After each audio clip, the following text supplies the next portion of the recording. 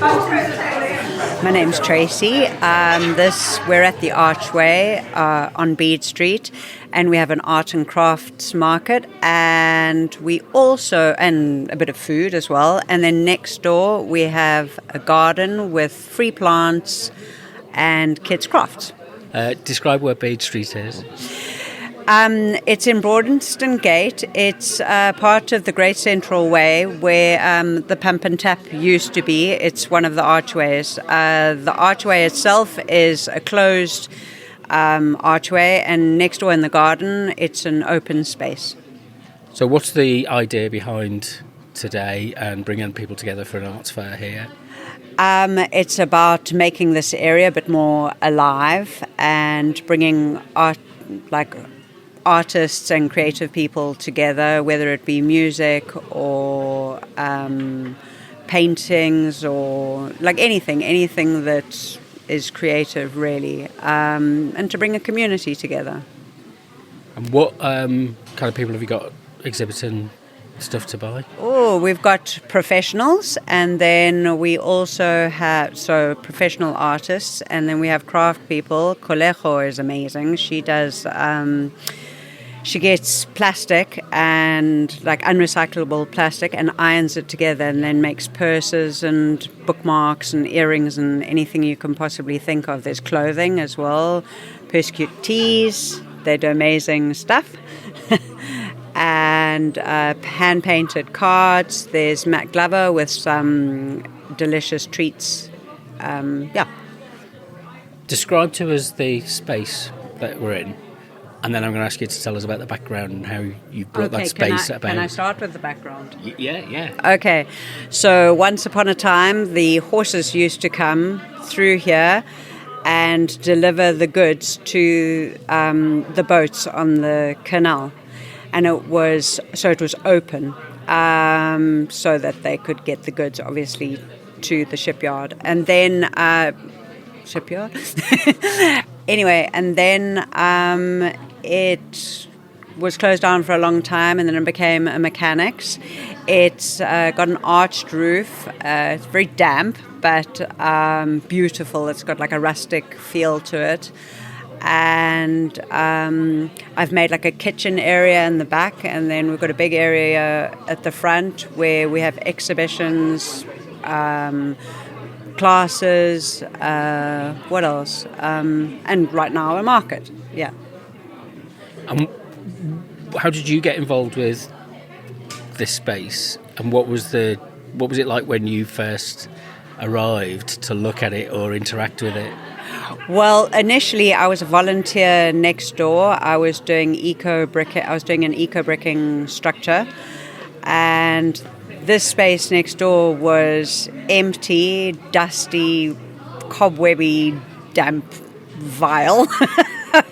But you can see the potential. It's got charm. It's got a beautiful charm to it. You can see through the windows. You can see the canal, which is gorgeous.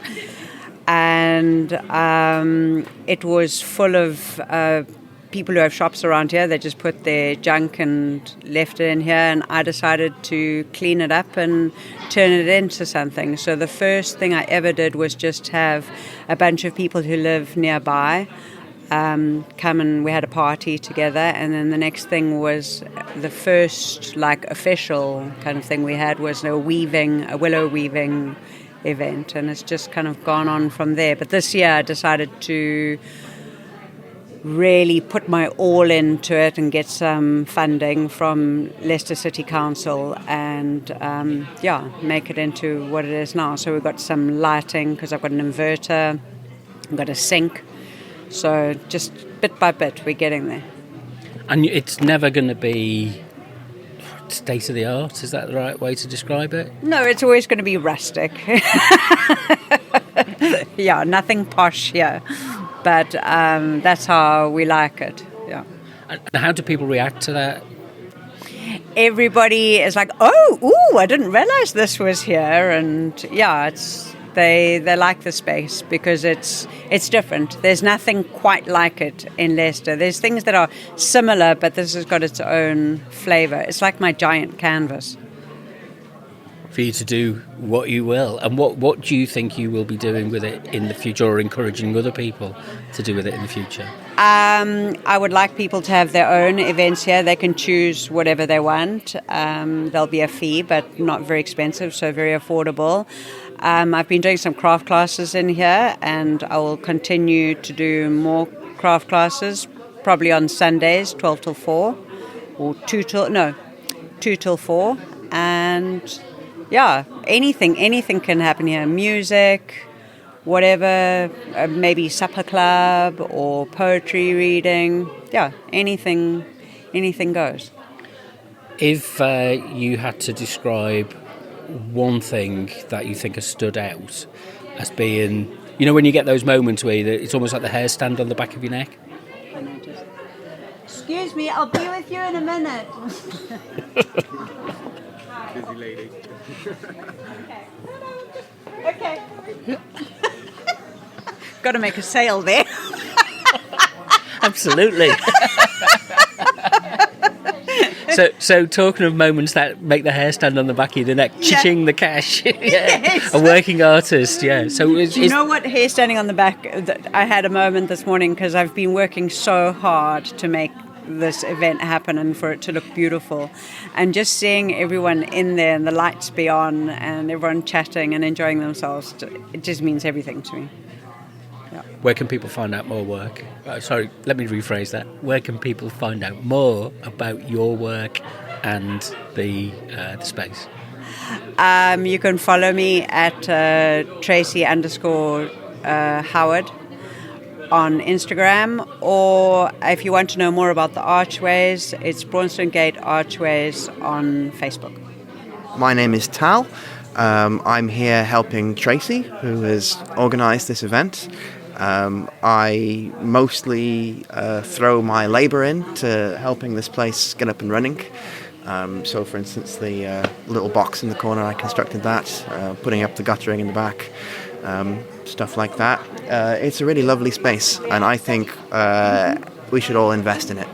So you clearly have invested in it. What's your hope for the kind of space and how it's used, and what do you like seeing it being used as?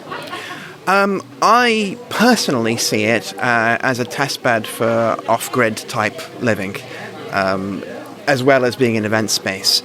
Because we don't have electricity here and we don't have running water, we've had to sort of construct alternatives for that. So, Traci has made a composting toilet in the corner, which works very nicely.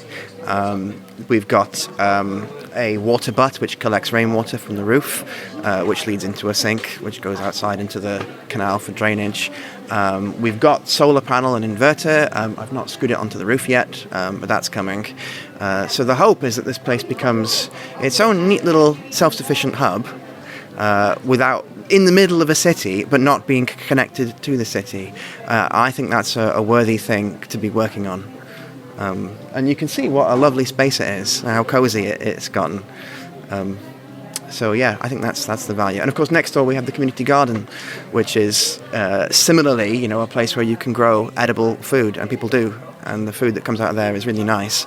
I think it's really important to remind ourselves when we live in, a conurbation like this, where it all comes from. Trying to connect to where our resources come from, and be mindful of that. Hello, my name is Matt Glover, and I'm here with Jarred and Dangerous, our little deli range.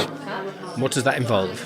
Well, there are some chutneys, we've got some smashed radishes, they're particularly gorgeous, and limoncello, and also some salad dressings. And these are all made by yourself? Yeah, all handmade. I wrote a cookbook and published it about 2 years ago, so all these recipes have come from my cookbook. And why particularly are you here in the Arch today? Well, Traci's a good friend, and she's been creating this, and she's super talented, and she thought we might be a good fit for this venue, so yeah. And why are you a fit for this venue? Oh gosh, I think because we're very creative, and all the recipes are my own, and all the branding and everything all kind of comes from myself. So I think it's really the kind of artisan element that comes to it. Why does that matter to have that kind of unique individual kind of, as you say, artisan kind of experience? Why?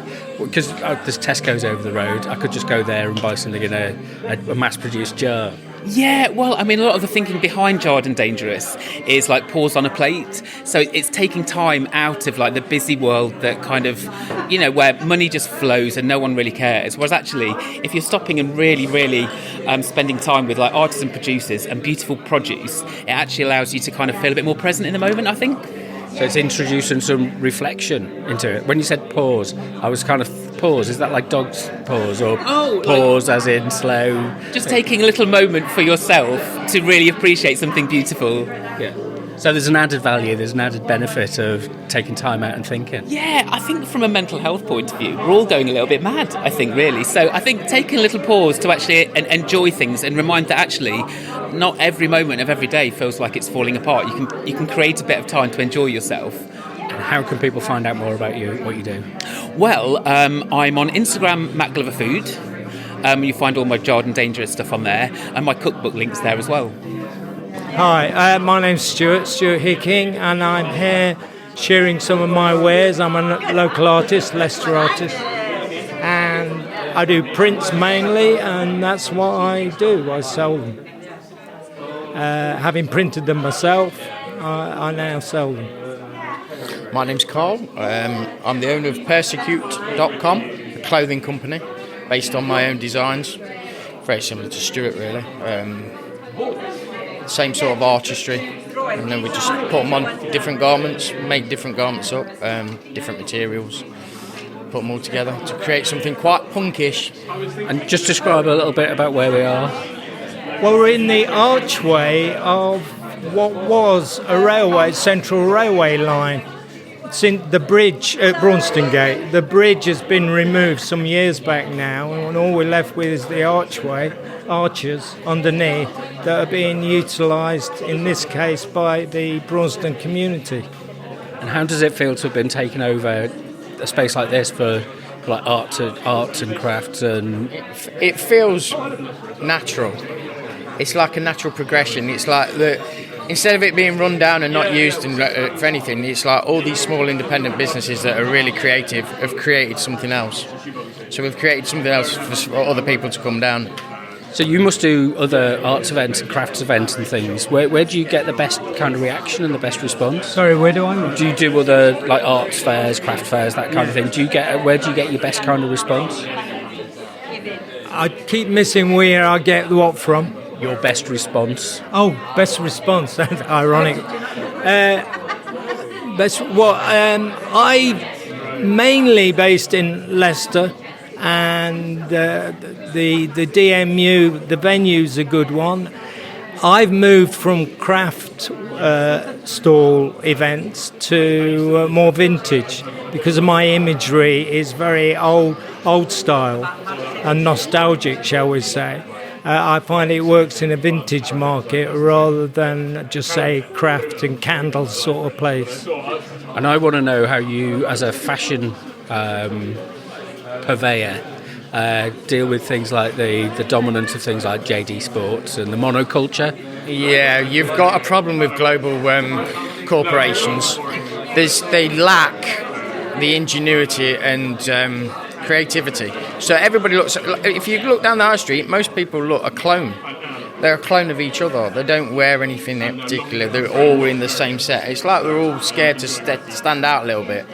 So hopefully we can reverse it. So you'll come and get something just a little bit special, just a little bit different. It's not always totally different, but it's just got its own unique little style that you can actually add to it. And that's you're never going to compete with big global corporations. You can't, because they've got the funding to just keep bombarding everybody with imagery. And what would you say? I'm going to ask about both of you this. What's your vibe? How do you describe somebody? What your, it's kind of a particular style, and it fits in with a feeling at the moment. It's all about everyday objects that I have memories for me, because I'm in my 70s now. I'm a retired art teacher, which is where I get my art background from. It's everyday objects that have memories for me and resonate, and I accentuate that by adding colour and design and textures. and that's how I create my prints. It's really about everyday objects. Every one of these I can make a comment about. There's cameras, because I used to teach photography. I love cooking, so there's a lot of kitchenalia type imagery as well. My mum was a machinist for a factory, so my early memories as a kid was watching her sewing in the front room to make money, and I'd be playing around with buttons and tape measures and sewing machines and things like that, that sort of thing. So that it's all about me, really. It's self-indulgent. I'm the true artist, just talking about myself most of the time. But it has a resonance with other people, because we all have memories.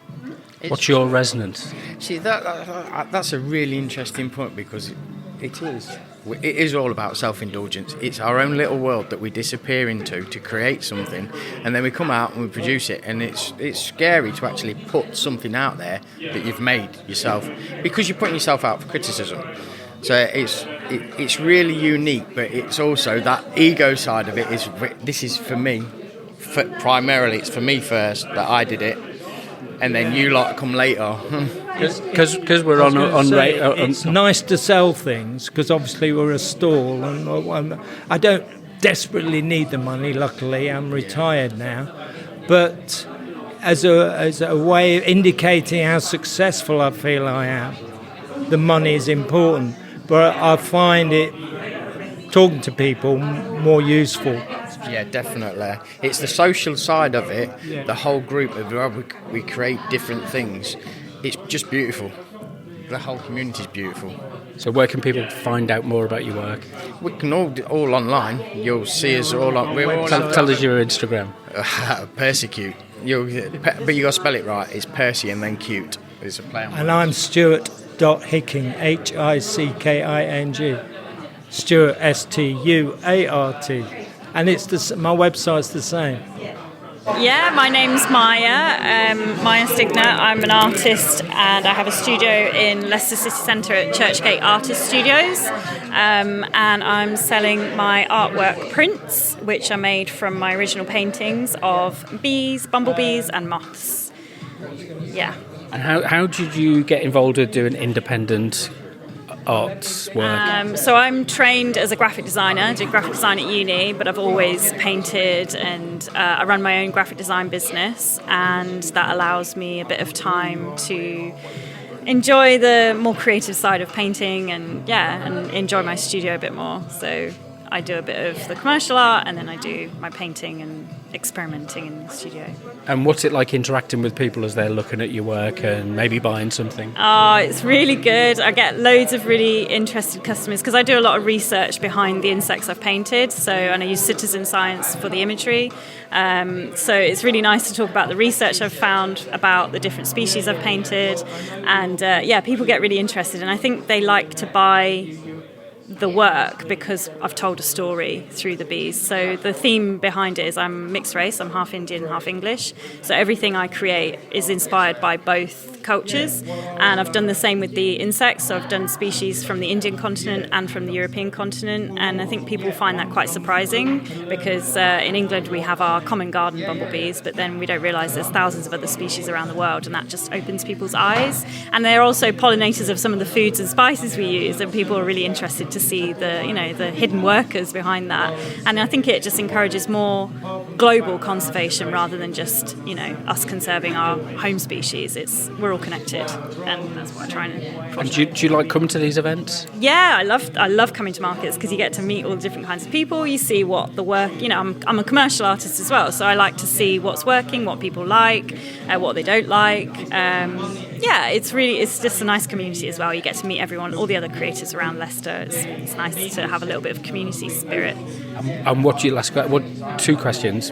What do you think of this space?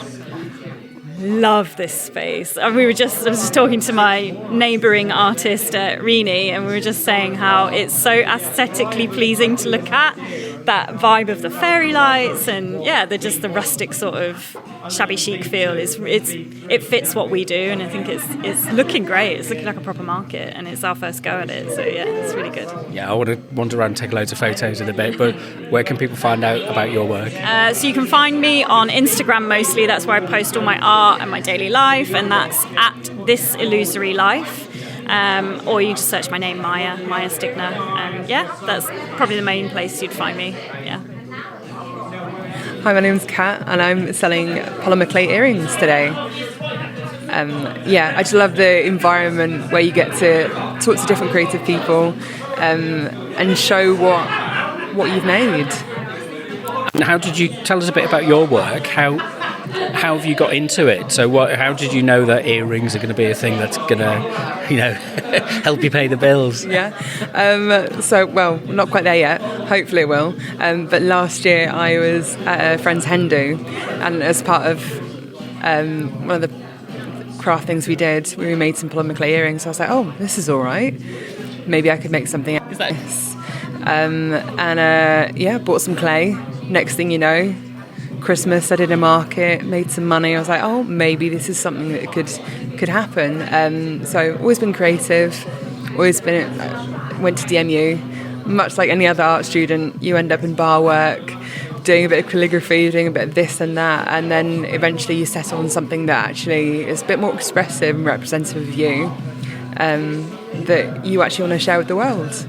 I like that idea of providing an alternative for hen dos, as come and do a craft event, not traipse around a town with a fake penis, with an inflatable penis or something like that. Yeah, it's a little bit more interesting than just chasing after alcohol or like the last night of freedom, as it were.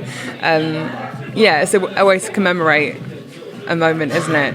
As with earrings, it's a nice way to commemorate that moment in time, or any kind of jewellery. I find that there's... I was looking up to go to Japan last year, and as you walk around, pretty much loads of things that you see, and you go, oh, that's cute. Whereas in the UK, it's like kind of, there's a cynicism. So you can go into card shops on the high street, and it's all, you old bastard, or whatever it is. How do we ensure that kind of joy and that pleasure and that positive... you look at things and you go, actually, that's that cuteness, and without it being trite, but that comes out. How do you think we improve that? I think it's about sincerity, and I think it's more reflective of what's going on internally of someone. So, what's your source? What's feeding you is what comes out. For me as a Christian, like, what the Bible talks about, my relationship with God, has a massive reflection, has a massive impact on how I want to treat someone in front of me. So caring about the person in front of me changes my intentionality. So as much as I want to make some money, I care far more about having a conversation and interaction with the person in front of me. And just as you were talking about earlier, actually going around and talking to people, having that interaction is far more fulfilling than just buying something. I think that's the beautiful thing about craft fairs, about craft markets, what Traci's doing here, is just being able to interact with people. And that's the beautiful thing about creativity, is it creates conversation. It challenges people's perspectives and helps them pursue something other than whatever mindset they're in, and getting out of social media. As much as it's a great tool, it can trap us so easily, and trap us into that kind of self-centered mentality of what we're feeling, what we're experiencing, rather than touching base, touching grass, connecting with other people. So where can people find out more about your work? If you want to find me on Instagram, cat_scratch101, that's me. Yeah, do help yourselves if you'd like to place any orders. Some cauliflowers tend to both try to get the flower very quickly, so you don't... There are carrots, right? Right, I'm John Thompson. I'm one of the lead gardeners at the Archway Garden in Braunstone Gate. Just describe it for us a little bit. Right, it's an old archway industrial unit that we took over about 8 years ago, which had been empty, and we had to get it cleared of, including trees taken out that had grown up through the concrete before we moved in. Just as an idea, we're as part of a project to improve Braunstone Gate as an area. We had a lot of funding at the time, but the council gave us the plot on a peppercorn rent, but they haven't taken any money off us, which helps. And just what kind of planting have you got here? Right, we've got a mixture. So we've got a rotation of vegetable plants across the season. So we have got a container with different beans, brassicas, potatoes, onions, garlics, carrots, a whole range of vegetables we grow across the year, starting off in November with planting broad beans or sowing broad bean seeds, garlic and onions.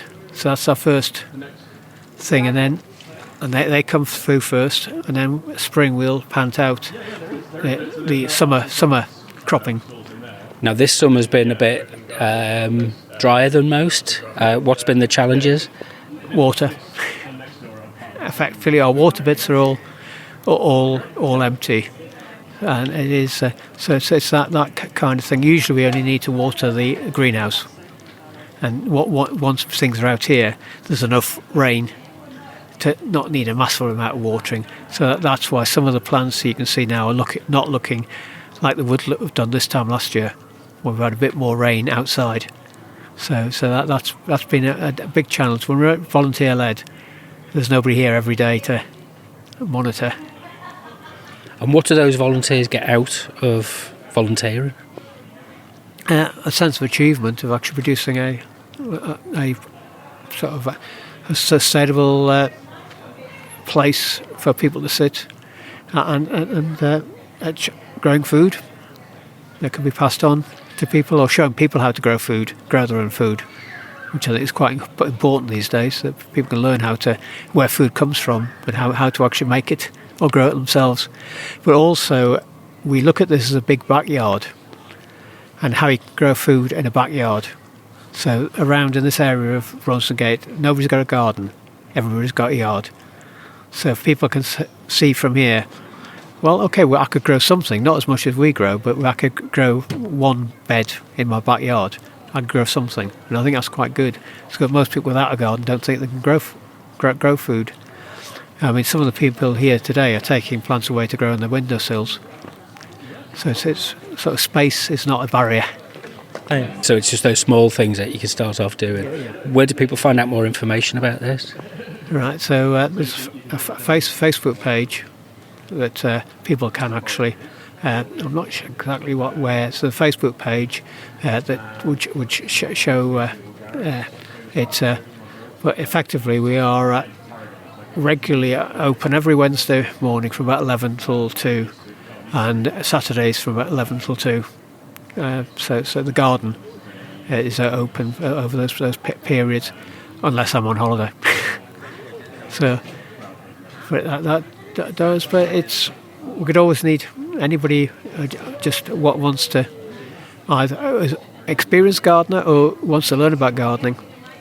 Then we're happy to teach people how to actually grow their own food, but also how to grow flowers that look good and attract nice insects like bees and butterflies. And that way, I think it's quite an important thing for everybody to be able to do that.